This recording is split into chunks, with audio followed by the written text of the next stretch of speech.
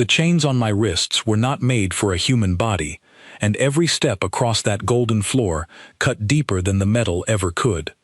I did not know yet that this room, filled with creatures who saw me as less than an insect, would one day fall silent at the sound of my name. They called it a gift. That is the word the herald used when he pushed me forward in front of the entire court of the Vashan Dominion. A gift, wrapped in nothing but old clothes and a collar of dull metal, handed to a woman I had never met, for a reason I did not yet understand. The throne room stretched taller than any cathedral I had seen on earth, its walls carved from a stone that shimmered faintly blue, like it remembered starlight. Thousands of eyes, none of them human, watched me from balconies and marble steps.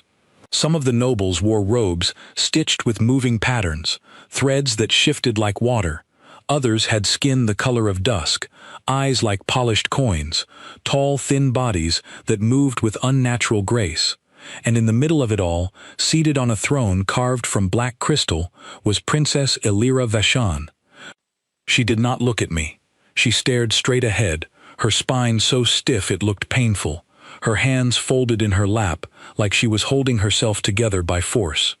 I would later learn that stillness was not calm, it was armor. The herald read from a scroll, his voice echoing through the chamber. He said the words slowly, savoring them, the way people savor cruelty when they think no one will punish them for it. By order of the Grand Council, this human is given to Princess Elira Vashan, heir without a future, as fitting company for a bloodline that cannot continue. Laughter rippled through the hall. Not loud, not crude, but worse. It was the quiet, confident laughter of people who believed they could never be wrong. I felt it crawl over my skin like insects. I kept my eyes forward, the way I had been trained to do, long before any of this began, long before Earth signed a treaty it could not afford to break, long before someone in a gray office decided that I was expendable enough to send here. I did not know then that the joke would not last. Beside the throne stood a man with sharp cheekbones and a smile that never reached his eyes.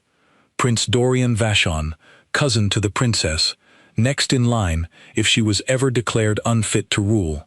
He stepped forward, slow and deliberate, circling me like I was livestock at an auction. "Look at it," he said, his voice smooth as oil poured over stone. "So small, so fragile. And they say its kind conquered wars among themselves. I find that difficult to believe." More laughter. I said nothing.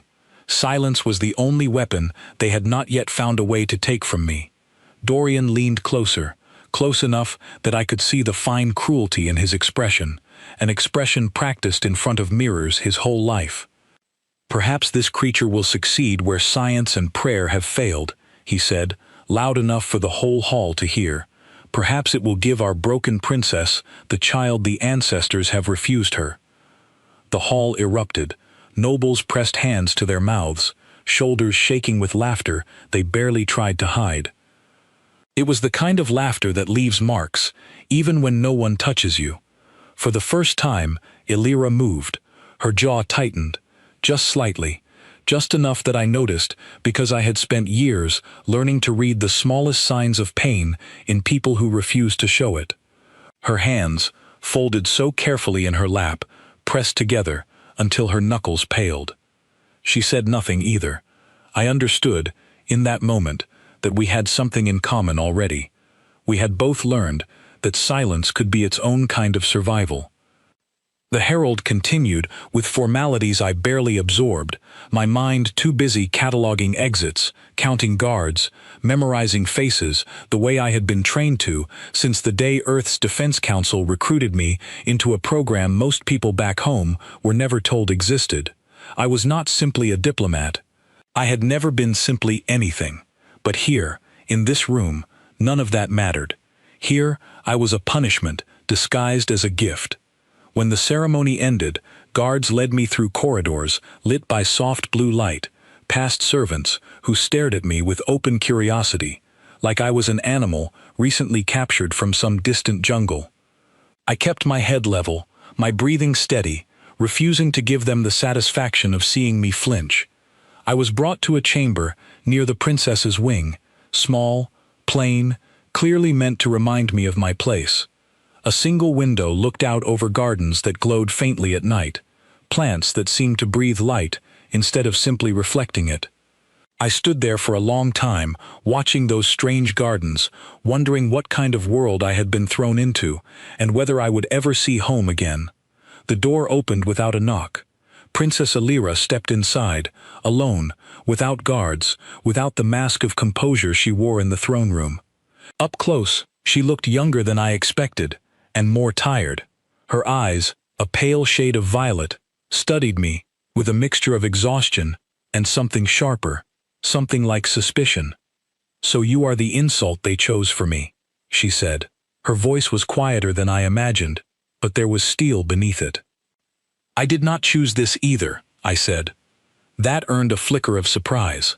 Perhaps she expected me to grovel, or perhaps she expected me to gloat, since humans were rumored among her people to be arrogant despite their short lives and fragile bodies. I did neither. She crossed her arms, studying me the way a soldier studies unfamiliar terrain. "Do you know why they call you a gift?" "I have some idea," I said carefully. "I do not think it was meant as kindness." Her lips pressed into a thin line. "No, it was meant to remind me of what I have lost, what I will never have. They think giving me something small and breakable will make my failure easier to laugh at."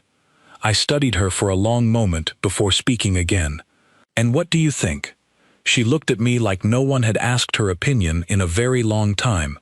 "I think," she said slowly, "that you are the first person in this palace who has spoken to me without pity or scorn since I was told I could never carry an heir." I did not know what to say to that, so I said nothing, which seemed to be the right choice, because for the first time since I arrived, her shoulders lowered slightly, as though some small weight had shifted. She turned toward the window, looking out at the glowing garden.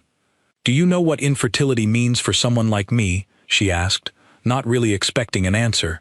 "It is not simply a private sorrow. It is treated as a public failure. Our bloodline carries something called the concordance, a bond between the royal line and the life of our homeworld itself. Without an heir, the bond weakens. Without a strong bond, our world begins to fade. So when they call me broken, they mean it in every sense of the word." I frowned, turning that information over in my mind. It sounded less like biology and more like something engineered, something with rules too precise to be simple misfortune. I did not say this aloud, not yet, but I filed it away carefully, the way I had been trained to notice details that others overlooked. Instead, I asked something simpler. "What is your name? Your real name, not the title they use to remind everyone of your failure." She looked at me for a long moment, surprised again, as though the question itself was a strange kind of gift. "Elira," she said finally. "Just Elira." "Ethan," I said. "Just Ethan." For the first time since I had arrived in that golden hall of laughter and cruelty, something that was not mockery passed between two strangers. It was small, fragile, the kind of thing easily crushed by a single careless word. But it was there. She left soon after, without ceremony, without guards trailing behind her like usual. I stood by the window, long into the night, watching the strange glowing gardens shift colors as unseen creatures moved through them, thinking about the sound of genuine laughter I had heard in that throne room, laughter aimed at a woman who had done nothing wrong except exist without the ability to fulfill an expectation she never agreed to. I thought about Dorian's smile, sharp and practiced, and the way his eyes had lingered on the throne behind his cousin, as though measuring how soon it might belong to him. I thought about the strange word concordance, and how convenient it was that a princess inconvenient to certain ambitions had suddenly become unable to continue her bloodline. Somewhere far above the glowing gardens, unfamiliar stars turned in unfamiliar patterns, and I understood, without yet having proof, that nothing about this so-called gift was simple. Not the insult they intended it to be, not the woman I had been given to, and certainly not the reason behind her broken bond with a world I had only just begun to understand. They believed they had sent a joke into that palace, a small, breakable thing to mock a princess who had lost everything she was expected to give. But jokes, I had learned long ago, have a way of becoming dangerous when no one bothers to ask what they are truly capable of. I did not sleep that night. I sat by the window, listening to the quiet hum of an alien world settling into darkness, and made a promise to myself that whatever cruelty had been dressed up as a gift, I would not let it remain one for long. The scream came before the sun rose, sharp and sudden, tearing through the quiet halls of the palace like a blade through silk. I was awake instantly, years of training snapping my body into motion before my mind had caught up. By the time I reached the corridor outside Alira's chamber, guards were already gathering, their spears crossed in front of her door, their faces pale with something close to panic. I pushed through them without thinking, and for once, none of them stopped me. Inside, Alira knelt on the floor, one hand pressed against her chest, her breathing shallow and uneven. A healer hovered over her, murmuring words in a language I did not understand, running glowing fingers across her skin without touching it directly. The air in the room felt heavy, charged, like the moment before lightning strikes. "What happened?" I asked, kneeling beside her despite the healer's sharp glance of disapproval. "The concordance ritual," Alira whispered, her voice strained. "Every cycle, I must renew the bond with the homeworld. It is painful, but never like this. Something is wrong." The healer straightened, her expression carefully blank in the way of someone trained to hide bad news. "Her bond grows weaker," she said quietly. "Faster than before. I do not know why." I looked at Alira's face, drawn and pale, sweat beading at her temple, and something in me refused to accept the simple explanation everyone else seemed ready to believe. Bonds do not simply weaken faster without cause. Nothing in nature works that way, not on Earth, and I doubted it worked that way here either. Word spread through the palace before the sun had fully risen. By the time morning court convened, the story had already twisted itself into something uglier. I stood at the edge of the throne room, summoned like a criminal, while Dorian addressed the gathered nobles, with practiced sorrow written across his face. "The princess grows weaker," he said, his voice heavy with false concern. "Ever since the human arrived in our halls. Perhaps the ancestors are displeased. Perhaps this creature's presence disturbs the very balance we depend upon." Murmurs spread through the room, glances thrown my way, suspicion replacing the earlier mockery. I understood then that laughter was not the only weapon available to people like Dorian. Fear worked just as well, and fear spread faster. I did not defend myself immediately. Instead, I studied the room, the way Dorian's eyes lingered a moment too long on Alira, the way certain nobles near him nodded along too quickly, like actors following a script they had rehearsed the night before. This was not concern. This was performance. Alira, still pale from the morning's ordeal, rose from her throne despite the healer's protests. Her voice, when it came, was steadier than I expected. "The human was in his chamber when the ritual failed," she said. "I felt the bond weaken before he ever arrived at my door this morning. If you wish to accuse someone, cousin, accuse someone who was actually present." Dorian's smile did not waver, but something flickered behind his eyes, quick and calculating. "Then perhaps we should examine who else was present," he said smoothly. "Though I imagined such an investigation would take considerable time your bond, and our world, may not have." The threat was clear enough, wrapped in silk though it was. Slow the search, let suspicion simmer, and let the princess's weakening bond do the rest of the work for him. I stepped forward before I could stop myself. "If you believe I caused this," I said, my voice carrying further than I expected in that vast chamber, "then give me the chance to prove otherwise. Not through accusation, through evidence." The hall fell silent. No one expected the gift, the joke, the fragile creature they had mocked only days before, to speak in a room where humans were rarely permitted to speak at all. Dorian tilted his head, amused despite himself. "And what proof could a creature like you possibly offer?" I did not know yet, not fully, but I understood enough to buy time. "Give me access to the ritual chamber," I said. "Give me access to whatever the healers have recorded about the princess's bond over the past several cycles. If I am the cause, you will find your proof easily enough. If I am not, then perhaps the true cause deserves more attention than a convenient scapegoat." It was a risk, standing there, demanding rights I was not certain I even possessed under Dominion law. But sometimes confidence works better than actual authority, especially in front of people who have never had their confidence tested by someone they consider beneath them. Elira spoke before Dorian could refuse. "Grant him access," she said, her tone leaving no room for argument despite her weakened state.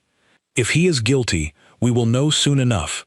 If he is not, then perhaps this council should ask harder questions about who benefits most from my failure." The look Dorian gave her then was brief, but I caught it, a flash of something colder than annoyance. For just a moment, the mask slipped, and beneath it I saw calculation, not offense. Innocent men rarely look calculating when accused of nothing. The council granted permission, reluctantly, more out of fear of appearing weak in front of a room full of watching eyes than any real belief in my innocence. I did not care about their belief. I cared about evidence, and evidence, unlike rumor, could not be argued away by a well-timed smile. Over the following days, I worked closely with the palace healers, a small and cautious group led by a woman named Nora, whose sharp eyes missed very little despite her quiet manner. She was suspicious of me at first, understandably so, given everything the court believed about humans.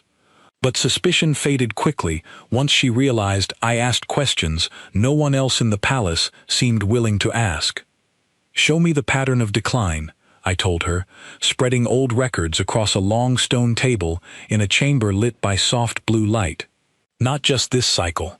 Every cycle you have recorded since Elira was declared unable to continue the bloodline." Nora hesitated, glancing toward the door as though worried someone might overhear. "This is delicate information," she said quietly. "If certain members of the council learned I shared it with an outsider, especially one under suspicion himself, the consequences would fall on both of us." "I understand the risk," I said, "but if something artificial is causing this decline, hiding the records only protects whoever benefits from her weakening, not the princess herself." That argument seemed to settle something in her, because she nodded slowly and began pulling scrolls and thin crystal tablets from hidden compartments within the chamber's walls. What we found, over hours that stretched into days, told a story very different from simple infertility or natural decline. The pattern was too consistent, too precise, the drops in her bond strength occurring on a rhythm too regular to be random chance. Something was interfering with the concordance, something small and deliberate, timed carefully enough to look like a slow, tragic decline rather than a targeted attack. "I need to see the ritual chamber itself," I told Nora. "Whatever this is, I suspect it isn't happening inside Elira. I suspect it's happening somewhere in the space where the ritual takes place." She led me there that night, using passages meant for healers and servants rather than the grand corridors nobles preferred. The ritual chamber itself was smaller than I expected, circular, its walls lined with the same faintly glowing crystal found throughout the palace, though here the light pulsed in a slow, steady rhythm, like a heartbeat. I moved carefully around the edges of the room, running my hands along seams in the crystal walls, searching for anything out of place. Years of training had taught me to notice details others overlooked, small inconsistencies in patterns meant to look natural. It took nearly an hour before I found it, a section of crystal slightly duller than the rest, its surface marked by faint scratches too deliberate to be accidental.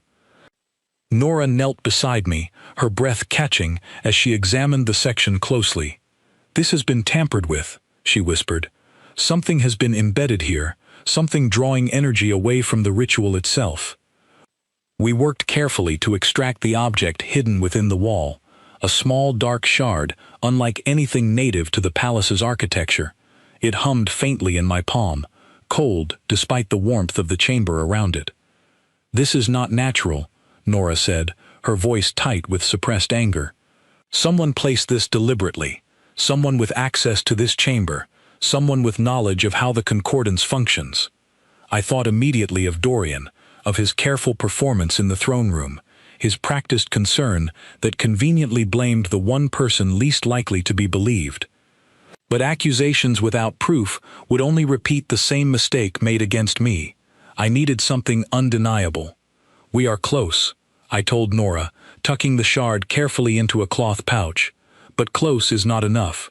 We need to know who placed this, and why, before we bring this to the council."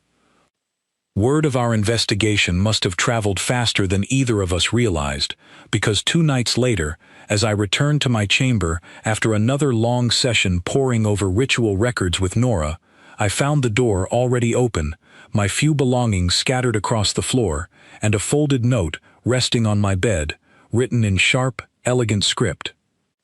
"Some gifts are more dangerous than they appear. Perhaps it is time this one was returned." I did not sleep again that night, not from fear, but from the sharp, focused clarity that danger always brought to my mind, a clarity I had relied on more times than I could count, in situations far more dangerous than this one. Whoever had left that note believed a simple threat would be enough to frighten a human back into silence. They did not yet understand who, or what, they were truly threatening. I brought the note and the shard to Alira the following morning, before the palace fully woke, when the corridors still held that pale, uncertain light that comes before true dawn. She read the note twice, her expression unreadable, before setting it down on the table between us with careful precision, as though the paper itself might bite her. "Whoever wrote this believes threats will silence you," she said quietly. "That tells me something useful. It tells me they are afraid." "Afraid of what?" I asked. "We do not even know who they are yet." She turned the dark shard over in her fingers, studying it with the practiced eye of someone who had grown up, surrounded by the mechanics of her own bloodline's strange biology. "This is not court magic," she said finally. "This is something engineered, something built by someone who understands both the old rituals and modern craftsmanship. That combination is rare in my court, rarer still among the nobility." "Who would have access to both?" I asked. Her eyes lifted to mine, and I saw the answer forming there before she spoke it aloud. "Only a small circle," she said. "Ritual scholars, certain healers, and those who commission private artificers outside the palace's official record." "Dorian," I said. She did not answer immediately, and I understood why. Naming a member of her own family as a traitor was not something done lightly, especially without absolute proof. "Suspicion is not enough," she said finally. "If we accuse him without certainty, he will simply claim the shard was planted to frame him, exactly as he claimed you were responsible for my weakening bond. We need something he cannot argue away." I thought about this carefully, turning the problem over the way I had been trained to approach any objective with too little information and too many obstacles. "If Dorian commissioned this device," I said slowly, "then someone built it for him. Artificers leave traces. Materials, techniques. If we can find who built this, we can follow the thread back to whoever paid for it." Alira considered this, then nodded slowly. "There are guilds outside the palace who specialize in such delicate craftsmanship," she said. "Most operate quietly, protected by contracts of silence. But silence can be purchased in more than one direction." That evening, disguised in simple traveling clothes borrowed from palace staff, Alira and I slipped through a service entrance rarely used by nobility, descending into the lower districts of the capital city that sprawled beneath the palace like roots beneath a great tree. It was the first time I had seen ordinary life among her people, away from golden halls and glowing gardens, and it struck me how similar it felt to cities I had known on Earth. Merchants haggled over goods beneath lantern light. Children ran between narrow alleys, laughing at games I did not recognize but somehow understood instinctively. Life continued here, indifferent to the politics unfolding above it. Nora had given us the name of a guild rumored to specialize in devices capable of interfering with concordance energy, a guild that operated under careful secrecy precisely because such devices were forbidden by ancient law. We found their workshop tucked behind a row of merchant stalls, its entrance marked only by a small, faded symbol carved into the doorframe. The artificer who greeted us was an older woman named Miriam, her hands stained with strange metallic residues, her eyes sharp despite the deep lines carved into her face by years of careful, exacting work. She studied us both for a long moment before speaking. "You are not simple travelers," she said flatly. "And you," she added, looking directly at Elira despite the plain hood covering her face, "carry yourself like someone accustomed to being obeyed." Elira lowered her hood, and Miriam's eyes widened slightly before she composed herself. "We need information," Elira said simply. "Not accusations, not consequences for you, only truth." Miriam studied the dark shard I placed carefully on her workbench, her expression shifting from caution to something more focused, more clinical. She turned it over several times, running careful fingers along its edges, before finally setting it down with a small, resigned sigh. "I built this," she admitted quietly. "Though I did not know its full purpose at the time, I was told it would be used for a private ritual experiment, nothing more. I was paid well enough not to ask further questions, and foolish enough not to insist on answers I should have demanded." "Who commissioned it?" I asked. Miriam hesitated, glancing toward Elira with something close to fear. "Speaking against a member of the royal family carries consequences I cannot easily survive," she said. Elira stepped forward, her voice steady despite the vulnerability in her words. "If what you tell me proves true," she said, "then you will have helped uncover an act of sabotage against my own bloodline, and against the stability of our entire world. I will protect you from whatever consequences follow. You have my word." Something in Elira's tone must have convinced her, because Miriam finally spoke the name we had already suspected, though hearing it confirmed aloud still landed with weight. "Prince Dorian," she said quietly. "He came to me nearly a year ago, requesting something capable of subtly disrupting concordance energy without leaving obvious traces. He claimed it was for private research into strengthening the bond, not weakening it. I did not learn the truth until much later, and by then I was too frightened to come forward." Elira's expression remained composed, though I could see the effort it took to keep it that way. "A year," she repeated softly. "My decline did not begin naturally at all. It began the moment my cousin decided my failure would serve him better than my success." We thanked Miriam, promising her safety in exchange for her honesty, and made our way back toward the palace beneath a sky scattered with unfamiliar constellations. Elira walked in silence for a long while, processing the full weight of what we had discovered. "All this time," she finally said, "I believed my body had simply failed me. I believed the ancestors had turned away from me for reasons I could not understand. And instead, someone I have known my entire life decided my failure was more useful to him than my success. I am sorry," I said, because there was little else to offer in that moment. She glanced at me, her violet eyes catching the strange starlight above us. "Do not be sorry," she said. "Be certain. Certainty is what will save my bloodline now, not sympathy."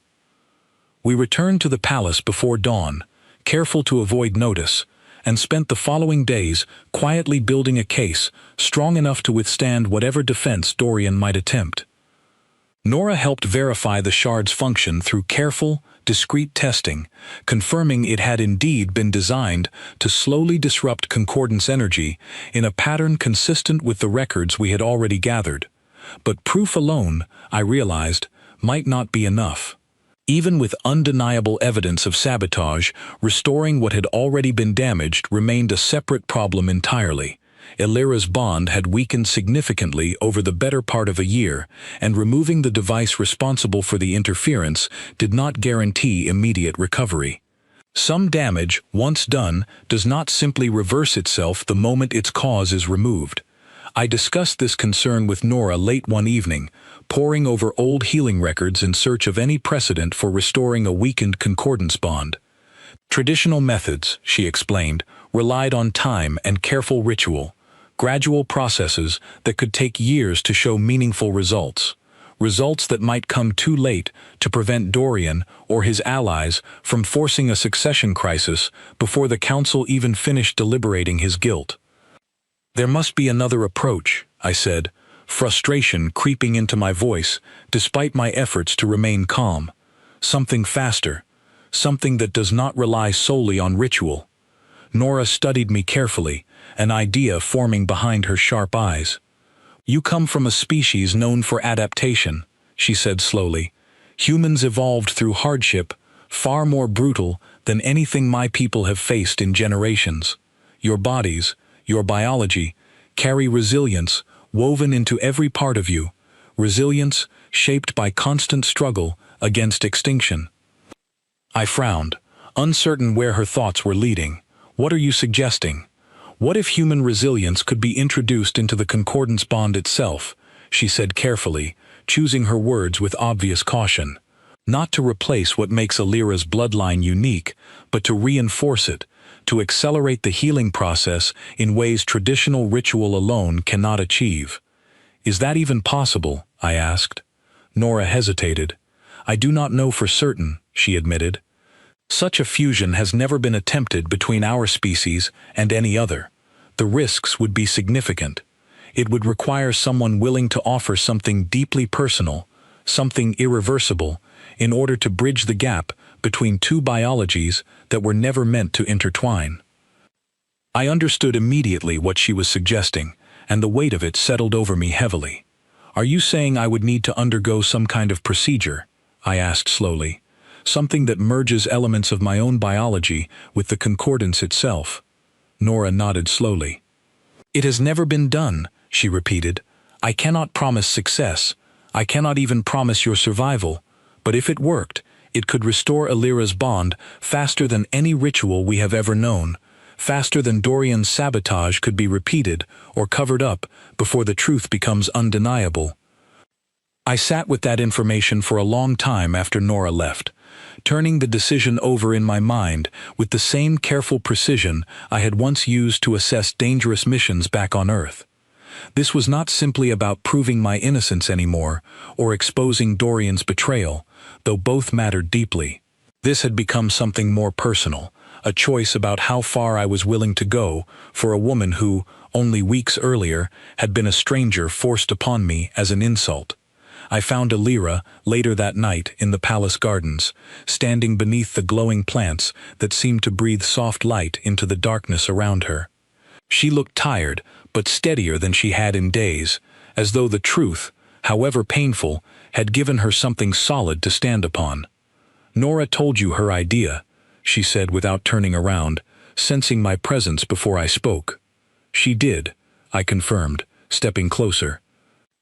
Alira finally turned to face me, her expression carefully guarded, though I could see the vulnerability she tried to hide beneath it. "You do not owe me this," she said quietly. "Whatever debt you believe you carry from being given to me as an insult, it does not extend to risking your own life for my bloodline."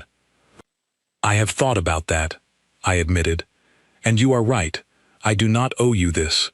But I have spent my entire adult life fighting for causes decided by other people, wars I never chose, missions assigned to me without ever asking what I believed was right. This is different. This is a choice I am making, not one forced upon me." Her eyes searched mine for a long moment, searching for deception or hidden motive, and finding none. "Why?" she asked finally, her voice barely above a whisper. "Why would you choose this?" I considered the question carefully before answering, because it deserved an honest answer rather than a convenient one.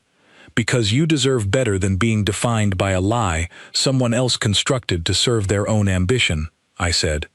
"Because watching Dorian smile every time he speaks of your failure makes me want to prove, beyond any argument, that failure was never yours to carry." Something shifted in her expression then, something softer than the careful composure she usually maintained. "This could kill you," she said. "It might," I agreed, "but some things are worth the risk." She was quiet for a long moment, studying the glowing garden around us, as though searching for an answer written somewhere among the light. Finally, she nodded, slow and deliberate. "Then we do this together," she said. "Whatever Nora's procedure requires, I will not let you face it alone." We spent the following days preparing carefully, gathering what limited knowledge existed about merging human biology with concordance energy, consulting ancient texts alongside modern understanding in ways rarely attempted within the palace's long history. Dorian, still confident in his position, remained unaware of how close we had drawn to exposing him, continuing his quiet campaign of doubt and suspicion throughout the court. But confidence, I had learned long ago, often blinds people to threats they refuse to consider possible. Dorian believed a human, however clever, could never truly challenge his position within a court built on rituals and bloodlines stretching back centuries. He did not yet understand that resilience, the very trait his people so often dismissed as primitive, might be the exact thing capable of undoing everything he had carefully constructed. As preparations for the procedure continued, I found myself thinking less about the danger ahead and more about the quiet, steady trust that had grown between Elira and myself since that first uneasy meeting in my small chamber. What began as an insult disguised as a gift had slowly transformed into something neither of us had expected, a partnership built not on obligation, but on genuine respect, earned through shared struggle. Whatever awaited me in that ritual chamber, whatever risk the procedure carried, I understood clearly that I was no longer simply defending myself against false accusations. I was defending someone who had shown me more honesty in a few short weeks than most of the people I had known throughout my entire life. The night before the procedure, Elira found me standing once again by that same window overlooking the glowing gardens, the same view I had stared at during my very first night in the palace, filled then with uncertainty and quiet anger. Now, standing in that same spot, I felt something different entirely, a steady resolve settling deep within me. "Are you afraid?" she asked quietly, standing beside me. I considered the question honestly before answering. "Yes," I admitted, "but fear has never stopped me from doing what needs to be done." She reached out, her hand resting gently against mine, a small gesture that carried more weight than any grand declaration could have offered. "Then, let us face it together," she said softly, "whatever comes next." Outside, the strange stars continued their unfamiliar patterns across the sky, indifferent to the choices being made beneath them. But for the first time since arriving in that palace as an unwanted gift, I felt something closer to purpose than to punishment, and whatever waited for me in that ritual chamber the following morning, I intended to meet it standing, not kneeling, not as a joke unwillingly thrust upon a broken princess, but as someone who had chosen, freely and completely, to stand beside her.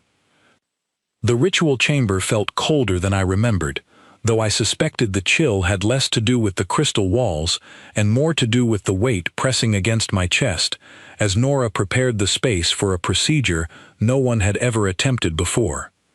Elira stood nearby, her expression composed despite the tension radiating from every careful movement Nora made.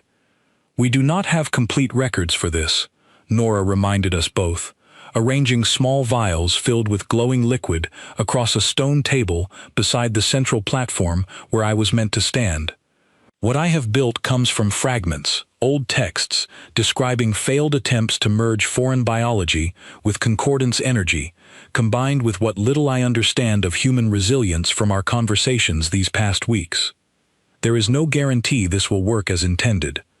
"I understand the risk," I said, stepping onto the platform at the chamber's center, its surface faintly warm beneath my bare feet. Elira moved closer, standing just beyond the platform's edge, her hand resting briefly against my arm before Nora gently guided her back to a safer distance. "Whatever happens," Elira said quietly, "know that you did not have to do this, and know that I will not forget that you chose to anyway." I held on to those words as Nora began the procedure, her hands moving with careful precision as she activated the crystal walls surrounding the platform. The soft blue light I had grown accustomed to throughout the palace suddenly intensified, pulsing in a rhythm that matched, almost eerily, the beating of my own heart. The first sensation was not pain, but pressure, a strange weight settling over my entire body, as though the air itself had grown heavier. I gritted my teeth, forcing myself to remain still as Nora poured the glowing liquid slowly around the platform's edge, murmuring words in a language reserved for rituals rarely performed even by the most experienced healers. Then the pain arrived, sudden and overwhelming, spreading through my veins like fire given shape and purpose. I had endured difficult training exercises throughout my years of service, situations designed specifically to test the limits of human endurance, but nothing compared to the sensation of something ancient and unfamiliar attempting to weave itself into the very fabric of my biology.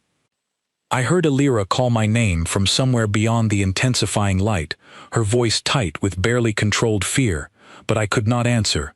Every ounce of concentration consumed by the effort required simply to remain conscious. The crystal walls pulsed faster, brighter, until the entire chamber seemed to blaze with pale blue fire that cast no heat, only that strange, overwhelming pressure. Images flickered through my mind, fragments that did not belong to me, glimpses of a homeworld I had never seen, vast forests glowing with the same soft light found throughout the palace gardens, skies filled with creatures unlike anything on Earth.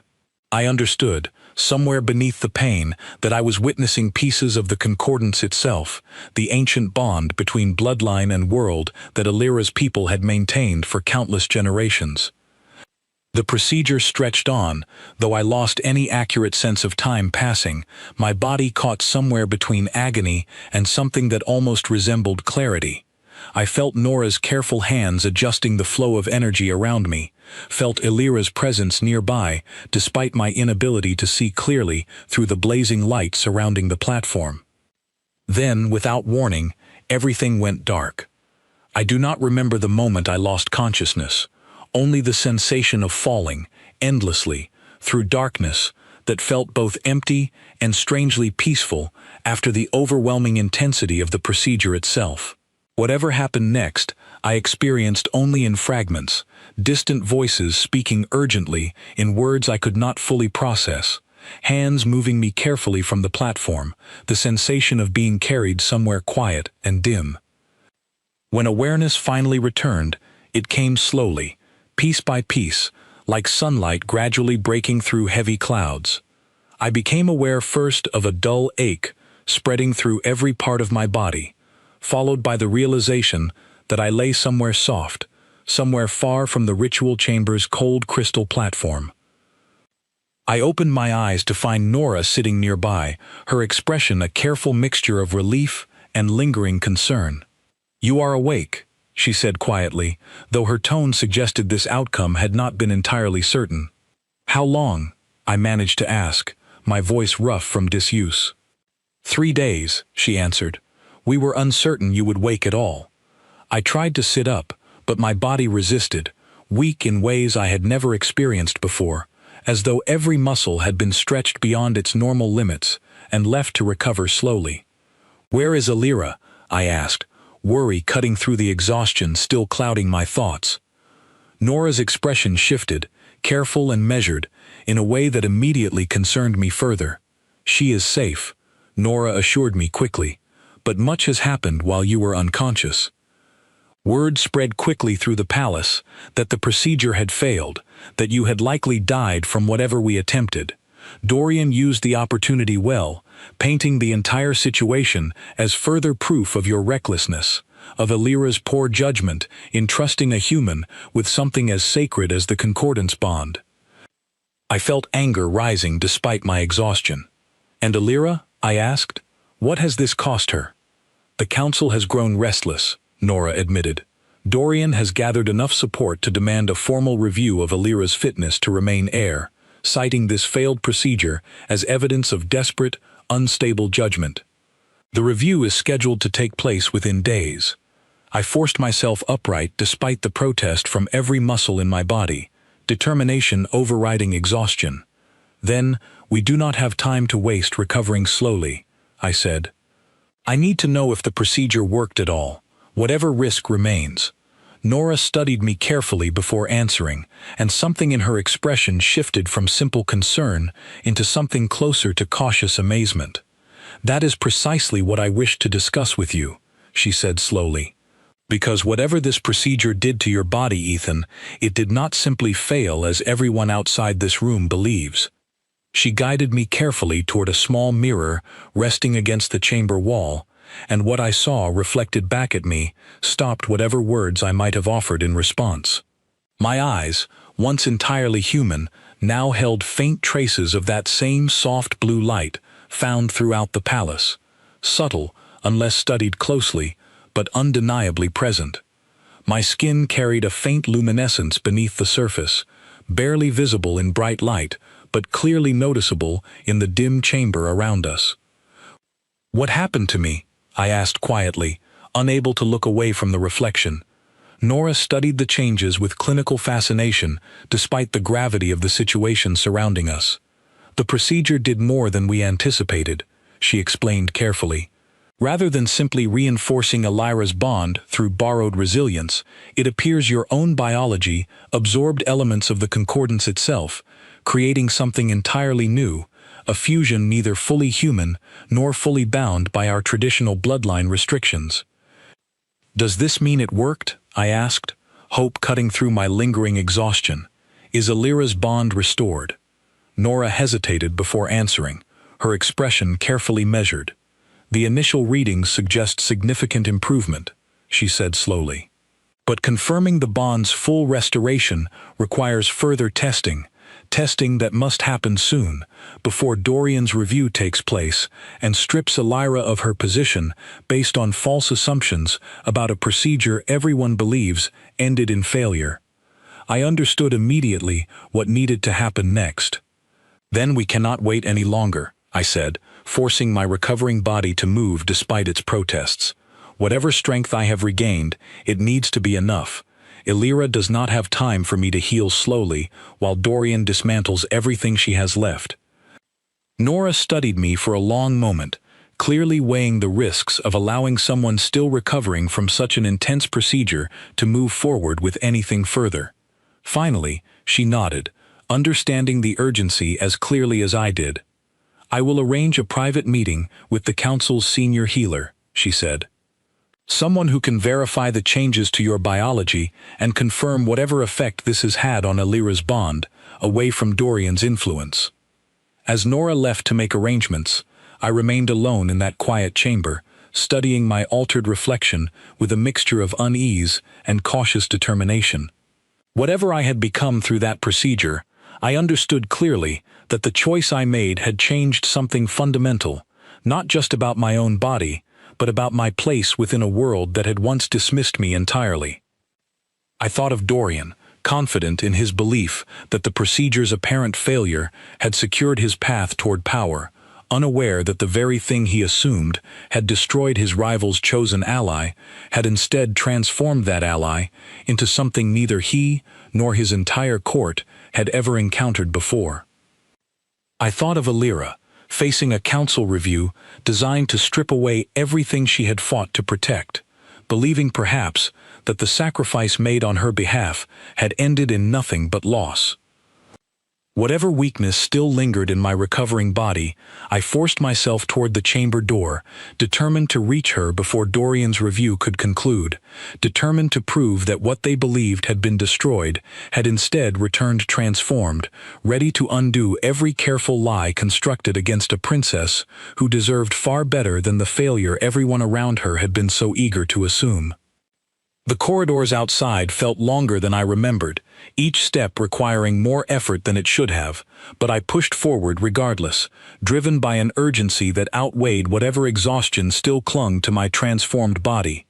Somewhere ahead, within the palace's grand halls, a council prepared to make a decision based entirely on a lie they believed to be truth.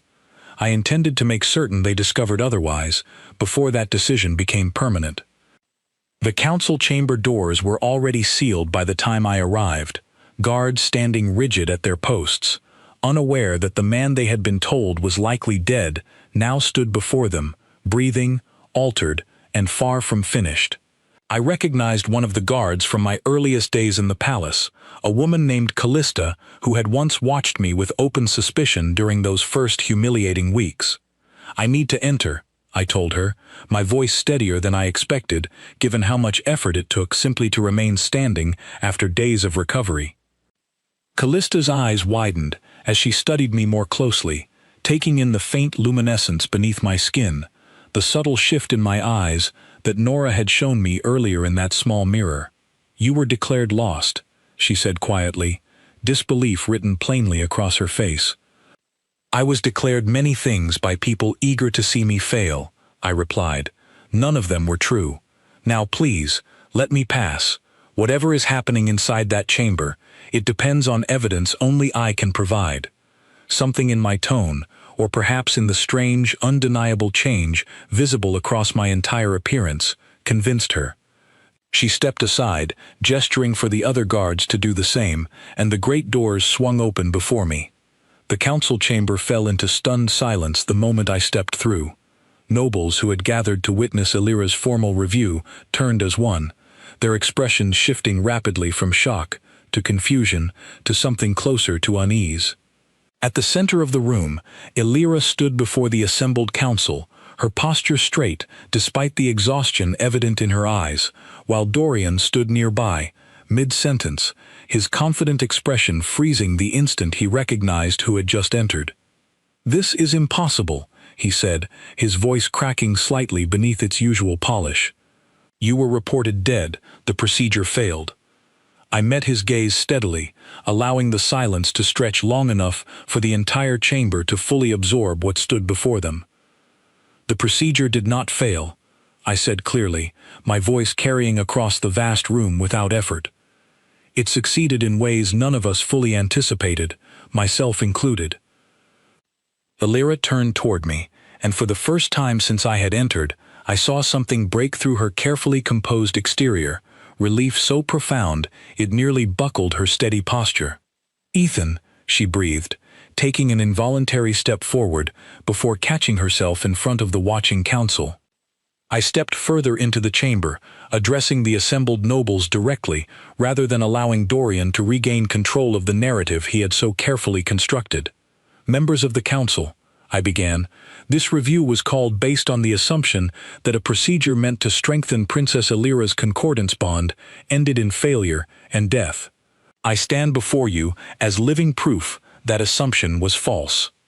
Murmurs spread through the chamber, uncertainty replacing the confident judgment many had clearly arrived prepared to deliver.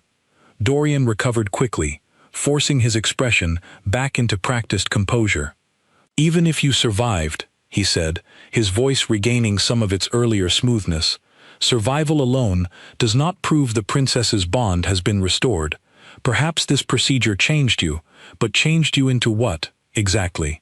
Some unnatural creature, neither human nor bound by our traditions. This proves nothing except further recklessness."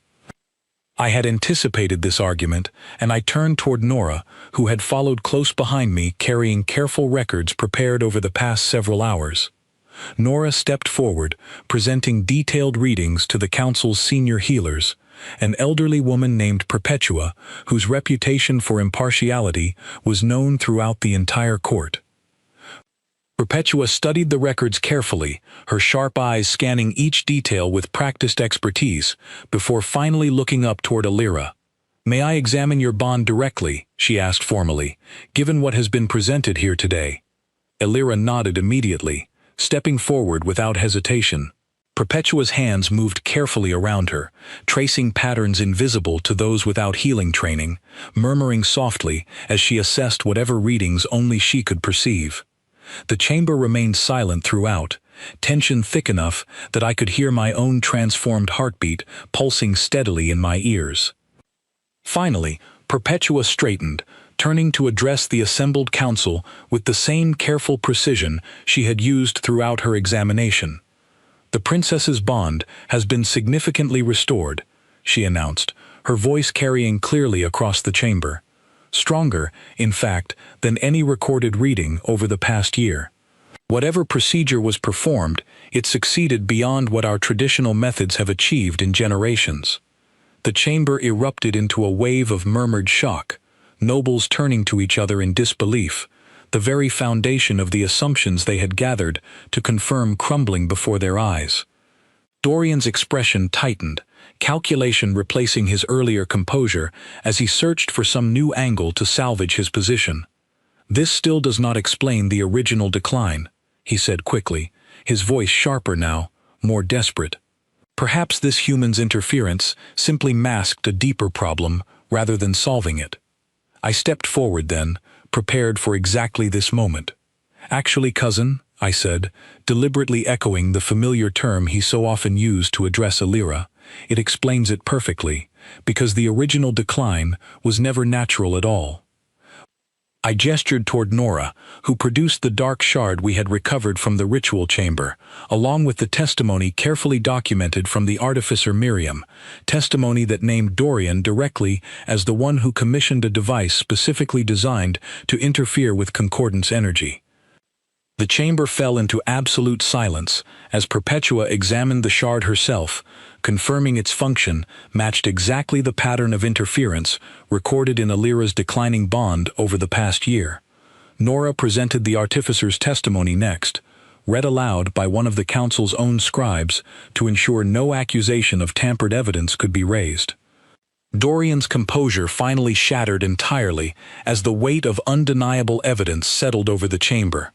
"This is fabricated," he said, though his voice lacked the conviction it once carried so easily. "Some conspiracy between the human and my cousin to protect her failing claim to the throne." Illyra stepped forward then, her voice steady despite everything she had endured over the past year. "There is a simple way to settle this beyond doubt," she said calmly. "Summon the artificer Miriam directly. Let her testify before this entire council, in person, without threat of consequence hanging over her honesty." The council, faced with evidence too substantial to dismiss, agreed immediately. Miriam was brought before the chamber within the hour, and though visibly nervous, standing before such powerful figures, she repeated her testimony clearly and without hesitation, confirming everything Nora and I had already presented.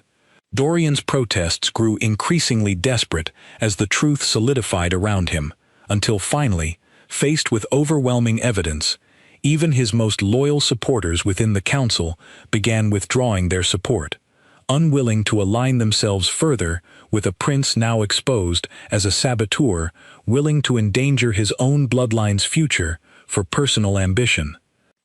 The council's judgment, once decided, came swiftly. Dorian was stripped of his position within the succession entirely, his actions deemed a direct threat against the stability of the concordance itself, a crime treated with utmost seriousness given how deeply his people's survival depended on that ancient bond remaining intact. He was escorted from the chamber under guard, his earlier confidence replaced entirely by the quiet, stunned realization that everything he had carefully constructed had collapsed in the span of a single afternoon. As the chamber slowly emptied, nobles departing in hushed conversation about everything they had just witnessed, Illyra remained standing near the council's now empty seats, staring at nothing in particular, as though still processing the sudden shift from crisis to vindication. I moved to stand beside her, uncertain what words could adequately address everything we had just endured together. "It is over," she said quietly, though her tone carried more disbelief than relief. "Not entirely," I said gently, "but the worst of it, yes. Your bond is restored.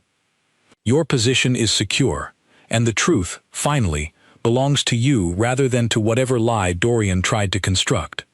She turned to study me carefully, her violet eyes tracing the subtle changes across my transformed appearance with an expression I could not entirely read. "You changed everything for me," she said softly. "Not just my bond, not just my position within this court. You changed how I see myself, after an entire year believing I was simply broken beyond repair."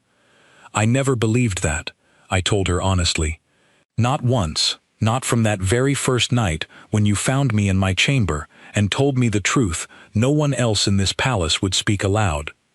A small smile touched her lips, the first genuine smile I had seen from her since our arrival together in this world of golden halls and glowing gardens.